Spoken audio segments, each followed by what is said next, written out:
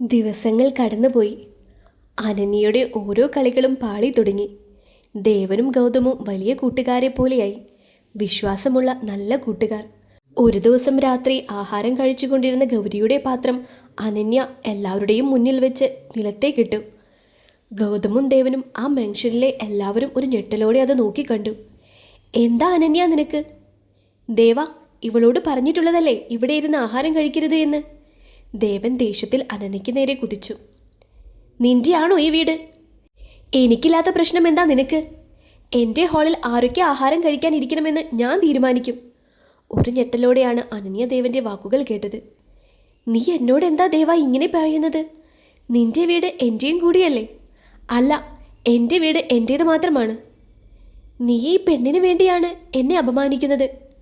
പിന്നെ നിന്നെ എന്ത് വേണം? ദേവാ, കണ്ണുകൾ നിറഞ്ഞുകൊണ്ട് അനന്യ ദേവനെ വിളിച്ചു. കോളനി എന്ന നാഴികയ്ക്ക് 40 വട്ടം നീ ഇവളെ വിളിക്കുന്നുണ്ടല്ലോ. നിന്റെ സ്റ്റാറ്റസ് എന്താ പറ? അവളൊന്ന് വിയർത്തു. ദേവാ, ശബ്ദിച്ചു പോകരുത്. ഇങ്ങനെ മറ്റുള്ളവരെ ബുദ്ധിമുട്ടിച്ചുകൊണ്ട് നിൽക്കാനാണേൽ ഇനി ഇവിടെ പറ്റില്ല, നിനക്ക് പോകാം. ഒരു ഞെട്ടലോടെ അനന്യ അത് കേട്ടു നിന്നു. അപ്പോഴേക്കും മാൻഷനിലെ ആളുകൾ എല്ലാവരും ആ ഹാളിൽ നിറഞ്ഞിരുന്നു. ഗൗതം ഉള്ളിൽ ചെറുതായി ഒന്ന് വിഷമിച്ചു. എന്തൊക്കെ പറഞ്ഞാലും ഗൗതമിന് അവളെ വളരെ ആത്മാർത്ഥമായി സ്നേഹിക്കുന്നുണ്ടായിരുന്നു. ദേവാ, മതിയടാ, അവളെ വിട്ടേക്ക്. ഗൗതം പറഞ്ഞു. നീ വന്നപ്പോൾ മുതൽ കാണുന്നതല്ലേ ഗൗതം ഇവളുടെ സ്വഭാവം.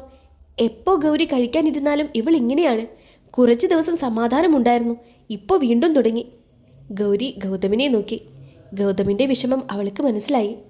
അനന്യ ചമ്മി അവിടെ നിന്നും മുകളിലേക്ക് ഓടി. നീ കഴിക്ക് ഗൗതം. ഇതോടെ അവൾക്ക് കാര്യങ്ങൾ മനസ്സിലാവണം, അല്ലെങ്കിൽ ഇറങ്ങിപ്പൊക്കോട്ടെ. ഗൗരിയും അവിടെ നിന്നും എഴുന്നേറ്റ് പോയി. കഴിച്ച് പകുതിയായി ദേവനും ഗൗതമും എണീറ്റു. അല്പം നേരം കഴിഞ്ഞ് ദേവൻ റൂമിലിരിക്കുമ്പോഴാണ് ഗൗതമിൻ്റെ വരവ്. ദേവ. ആ ഗൗതം, വാടാ. ദേവ, എനിക്ക്. എന്താടാ, എന്താ ചോദിക്ക്. എനിക്കൊരു കാര്യം അറിയാനായിരുന്നു. എന്താ? നീയും അനനിയും നല്ല ഇഷ്ടത്തിലായിരുന്നില്ലേ? ഇപ്പോൾ എന്തു പറ്റി? ഇഷ്ടം. അവളെ സ്നേഹിച്ചതുപോലെ എൻ്റെ അമ്മയെപ്പോലും ഞാൻ സ്നേഹിച്ച് കാണില്ല. എന്നിട്ട് ഇപ്പോൾ എന്ത് പറ്റി? ഞാൻ സ്നേഹിച്ച അനന്യ ഇങ്ങനെയല്ലടാ. എൻ്റെ സ്വന്തം മനു, ഒരു നാട്ടിൻപുറത്തുകാരി. ഇപ്പോൾ അവൾ വലിയ പൊങ്ങച്ചക്കാരിയായി. ദേവൻ്റെ ഭാര്യ എന്ന പദവി ആലോചിച്ച് അവൾക്ക് ഭ്രാന്തായി. നീ അപ്പോൾ അവളെ സ്നേഹിക്കുന്നില്ല? ദേവൻ്റെ റൂമിലേക്ക് വന്നുകൊണ്ട് അനന്യ അവരുടെ സംസാരം വീക്ഷിച്ചു. നീ എന്ത് ചോദ്യമാണ് ഗൗതം ചോദിക്കുന്നത്? ഞാൻ ആഗ്രഹിക്കുന്ന പെൺകുട്ടി ഇങ്ങനെയല്ല. ആയിരുന്നു, പക്ഷേ ഇപ്പോൾ അങ്ങനെയല്ല. എനിക്ക് അവളോട് സ്നേഹമൊന്നുമില്ല. എല്ലാം നശിച്ചു. അവൾ തന്നെ നശിപ്പിച്ചു. ഒരു ഞെട്ടലോടെ അവളത് കേട്ടു. നിനക്കറിയോ, എനിക്ക് മറ്റൊരു പെൺകുട്ടിയെ ഇഷ്ടമാണ്. എൻ്റെ ജീവിതത്തിൽ അവളുണ്ടേൽ ഞാൻ ഒരുപാട് ഹാപ്പിയാവും. ആ പെൺകുട്ടിക്ക് അറിയോ അത്? അവൾക്കും എന്നെ ഇഷ്ടമാണ്. വിവാഹം കഴിക്കുന്നതിൽ ഞാൻ അവളെ കഴിക്കുകയുള്ളൂ. ഓ, അല്ല ഗൗതം, നിനക്കാരോടേലും അല്ല, കല്യാണപ്രായമായില്ലേ? ആ ഉണ്ട്. എൻ്റെ ഫാമിലി മറ്റന്നാൾ വരും ഇങ്ങോട്ട്. ആണോ?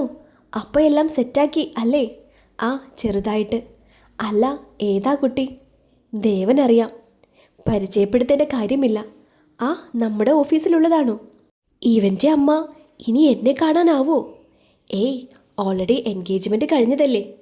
ഇവൻ ബന്ധം പിരിഞ്ഞ് എന്ന് പറഞ്ഞു കാണും. ആ, ആരേലും ആവട്ടെ, എനിക്കെന്താ? അനന്യ മനസ്സിൽ പറഞ്ഞു. ആ, നമ്മുടെ മാൻഷനിൽ തന്നെയുണ്ട്. ദേവനൊരു സംശയത്തോടെ തിരക്കി. മാൻഷനിൽ? ആ, ഗൗരി. അവളെ എനിക്ക് മുൻപേ തന്നെ ഇഷ്ടമാണ്. ഇപ്പോൾ ഒരുപാടായില്ലേ കണ്ടിട്ട്. കണ്ടപ്പോൾ വീണ്ടും ഇഷ്ടമായി. ദേവൻ പറഞ്ഞതുപോലെ ഗൗരി ഉണ്ടേൽ എൻ്റെ ജീവിതം അടിപൊളിയാകുമെന്ന് എനിക്ക് തോന്നി. ഗൗരിയോ? അനന്യ ഒരു ഞെട്ടലോടെ അത് കേട്ടു. ഇവന്മാരൊക്കെ എന്ത് കണ്ടിട്ടാ അവളെ?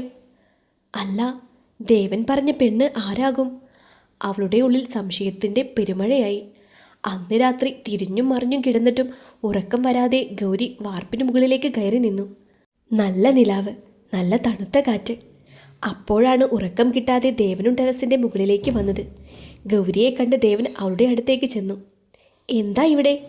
ദേവൻ തിരക്കി. ഏയ്, ഉറക്കം വരുന്നില്ല. എന്താ ഇയാളിവിടെ? അവൾ തിരക്കി. തൻ്റെ പ്രശ്നം തന്നെ, ഉറക്കം വരുന്നില്ല. അവൾ ദേവനെ നോക്കി ഒന്ന് ചിരിച്ചു. ഒറ്റയ്ക്ക് വന്ന് നിൽക്കാൻ പേടിയില്ലേ? ഏയ്, നല്ല രസല്ലേ ഈ പൂർണ്ണചന്ദ്രനെയും നോക്കി തണുത്ത കാറ്റും കൊണ്ട് നിൽക്കാൻ. നല്ല എക്സ്പീരിയൻസ് ഉണ്ടല്ലോ. ആ, നിങ്ങളെന്നെ റൂമിൽ നിന്നും പുറത്തേക്കിറക്കി വിട്ടപ്പോഴൊക്കെ എനിക്ക് കൂട്ടായി ഈ കാണുന്ന ചന്ദ്രനും നക്ഷത്രങ്ങളും മാത്രമേ ഉണ്ടായിരുന്നുള്ളൂ. ദേവൻ കണ്ണുകൾ താഴ്ത്തി. ഗൗരി, ആ നമുക്ക് അങ്ങോട്ടേക്കിരിക്കാം. ദേവൻ അവളെ ഊഞ്ഞാലിലേക്ക് ക്ഷണിച്ചു.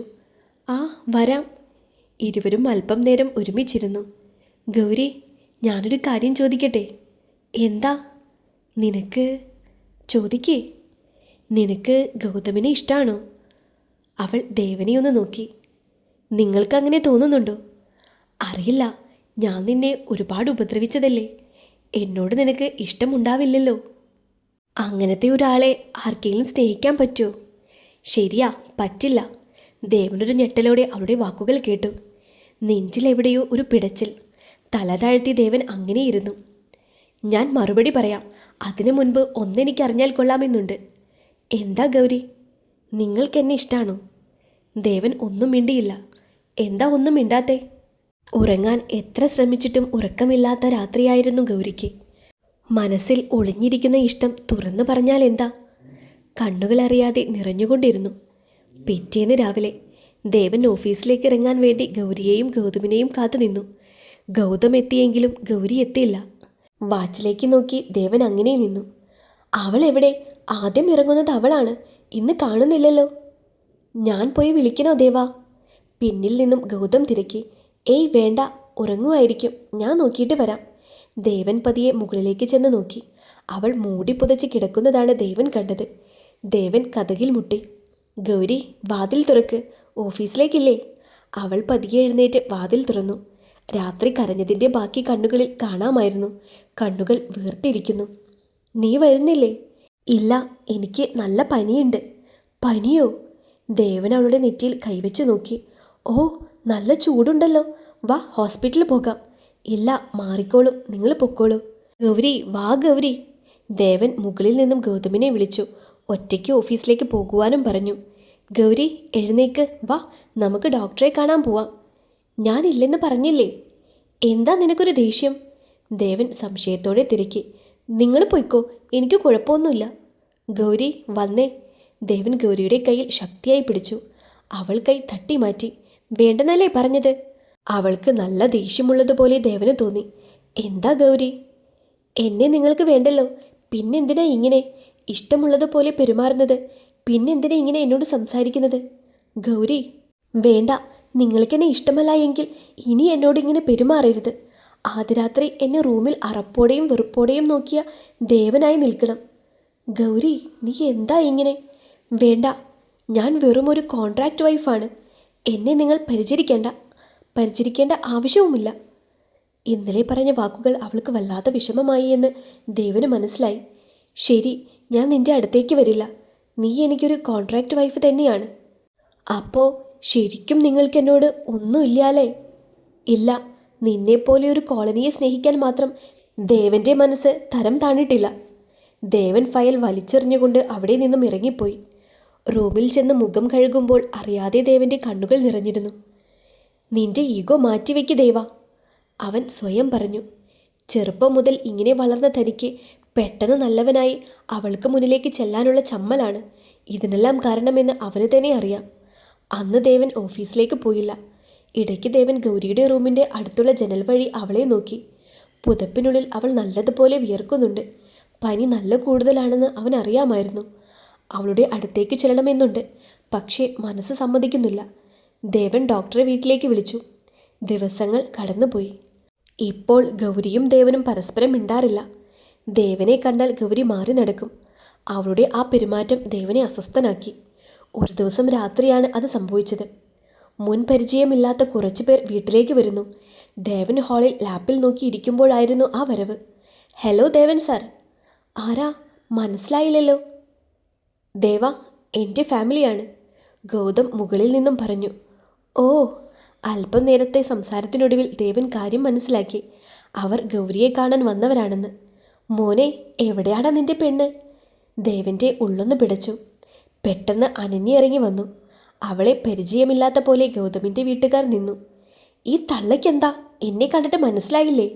അനന്യ പിറുപിറുത്തു. അല്പം കഴിഞ്ഞപ്പോൾ ഗൗരി താഴേക്ക് ഇറങ്ങി വന്നു. അമ്മേ, ഇതാണ് ഗൗരി. ഗൗരിയും ഒരു പൊടിക്ക് വിട്ടുകൊടുക്കാതെ അഭിനയിച്ചു തകർത്തു.